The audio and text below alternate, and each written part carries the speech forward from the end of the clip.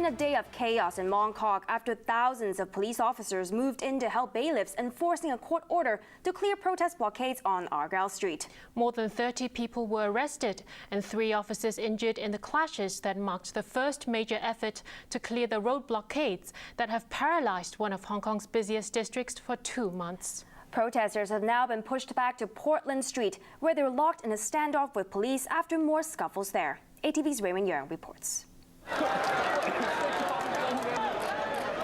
Under police escort, bailiffs and their assistants arrived in Mong Kok just after 9 this morning to execute a court injunction to remove protest blockades.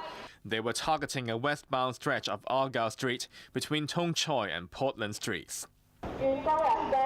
After the bailiffs and the lawyer representing the minibus group that secured the injunction informed the protesters of their intentions, workers moved in to dismantle the barricades at 10:30 a.m. The operation was smooth, as protesters only observed from a distance and did not interfere. During the execution of the injunction order, any unclaimed properties found on the way shall be considered as abandoned items and rubbish. One by one, workers removed tents and a large pavilion. That continued until protesting student leaders and a few pan-democratic lawmakers stopped workers from taking away a stack of wooden pallets they were using as a makeshift stage. Yvonne Leung from the Federation of Students then argued with the lawyer over the terms of the clearance. The students were apparently trying to stall the operation using legal red tape. And it seemed to work. The operation ground to a halt as bailiffs found themselves surrounded by a growing number of protesters. After unsuccessful calls for the occupiers to give way, police stepped in and took strong action at 3 p.m. following a verbal warning.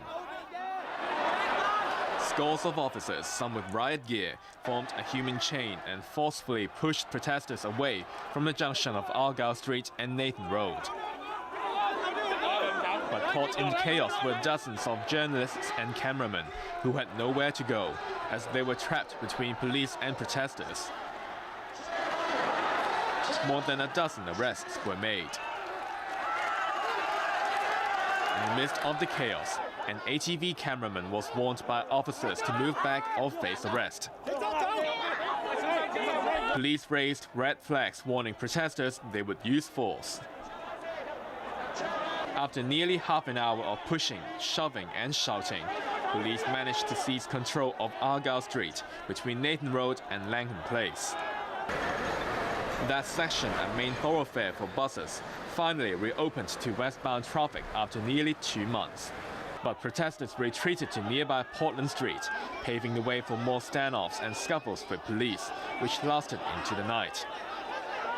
And all this was supposed to be the easy part.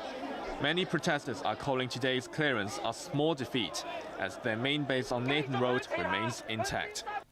Under a separate court injunction, the stretch of Nathan Road between Argyle and Dundas Streets is due to be cleared tomorrow, with lawmakers already expecting trouble. Today is for Argyle Street, tomorrow is Nathan Road. Tomorrow will be more difficult for the clearance, meaning it's a bigger area, more people, and some people there probably will resist stronger. Claudia Mo from the Civic Party insisted it was far from the end of the civil disobedience campaign for greater democracy. Oh no, I wouldn't say that. I mean, the spirit of this umbrella movement will carry on forever. It's been etched, not just in our mind, but in our heart. Most people in Hong Kong have had enough of what's happening in Mong Kok and welcome the clearance of the street blockades.